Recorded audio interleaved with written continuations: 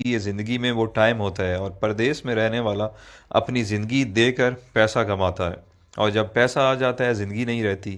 آپ کے ماں باپ نہیں رہتے، آپ کے بچوں کا بچپن نہیں رہتا، آپ کی بیوی بوڑھی ہو جاتی ہے، آپ کے دوست یار آپ سے جدا ہو جاتے ہیں، آپ اپنا علاقہ، خوشی غمی سب چیزوں سے دور ہو جاتے ہیں۔ آپ کی زندگی صرف ایک پیسہ کمانے والی مشین، بلکہ اے ٹی ایم مشین بن کے رہ جاتی ہے۔ آپ مہینے کے مہینے اس سے پیسے نکالتے ہیں اور گھر بھیج دیتے ہیں، یہ آپ کی زندگی ہے۔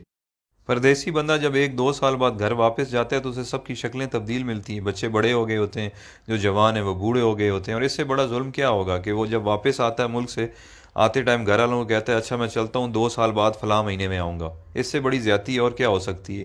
اتنا مجبور ہے کہ 2 سال بعد اس کو آنا ہے، وہ اپنی مرضی سے آ جا بھی نہیں سکتا۔ اچھا، جب ہم پردیسی چھٹی جاتے ہیں تو گھر والے بھی مہمان کی طرح ٹریٹ کرتے ہیں، آپ کی صحیح غلط ہر بات مانتے ہیں کہ 10-15 دن کے لیے آیا ہے، جو کہتا ہے سن لو، اور دوسرا پیسے بھی تو دیتا ہے۔ میں نے بہت سارے پردیسی لوگوں سے ڈسکس کی ہے، جب وہ 30-35 سال گزارنے کے بعد ملک واپس لوٹتے ہیں تو ان کے بچے بھی ان کی عزت نہیں کرتے ہیں، کیونکہ انہیں آپ کی عادت نہیں ہوتی ہے۔ وہ کچھ دن بعد کہنے لگے کہ ابا باہر ہی ٹھیک تھا، ہر وقت روکتا ہے ٹوکتا ہے، یہ نہ کرو وہ نہ کرو۔ بیوی بھی اب اتنی عزت نہیں کرے گی کیونکہ آپ بوڑھے ہو چکے ہیں اور پیسے بھی نہیں کماتے۔ یہ ساری چیزیں اتنی جلدی آپ کو ہضم نہیں ہوں گی، کیونکہ جب آپ پردیس سے آتے تھے تو آپ کو منسٹر جیسا پروٹوکول ملتا تھا، جو اب واپس آنے پر نہیں ملے گا۔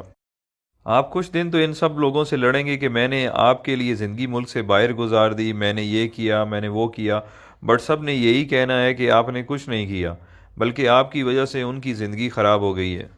فائنلی دل برداشتہ ہو کر آپ نے ایک کونا پکڑ لینا ہے، بیٹھ کے سوچتے رہنا ہے کہ میرے ساتھ ہوا کیا ہے، میں نے کیا کیا ہے۔ اس دوران لوگ آپ کو پاگل نہیں تو کم از کم یہ کہنا ضرور شروع کر دیں گے کہ بڈھا کھسکا ہوا ہے، اس کی باتوں پہ زیادہ دھیان نہ دیا کریں۔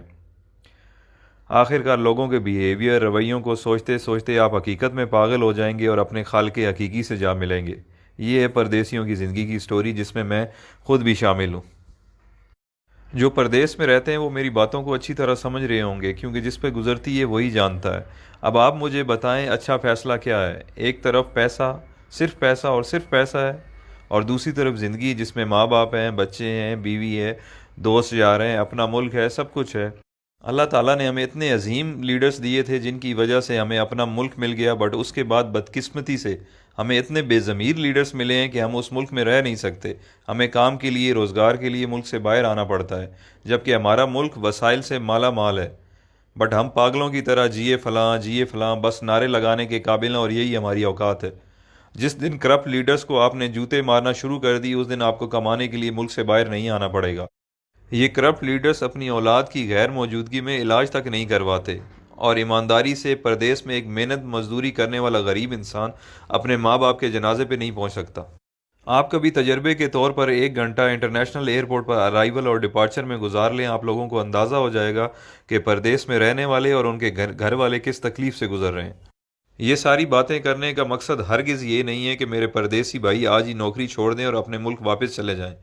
میں صرف یہ سمجھانا چاہتا ہوں کہ آج سے پلاننگ کریں اور باہر رہتے ہوئے کوئی چھوٹا سا کام اپنے ملک میں شروع کر دیں، تاکہ کچھ عرصے بعد اپنے ملک واپس آنے کے قابل ہو جائیں۔ آئی مین کہ اتنے وسائل ہو جائیں کہ آپ واپس آ جائیں۔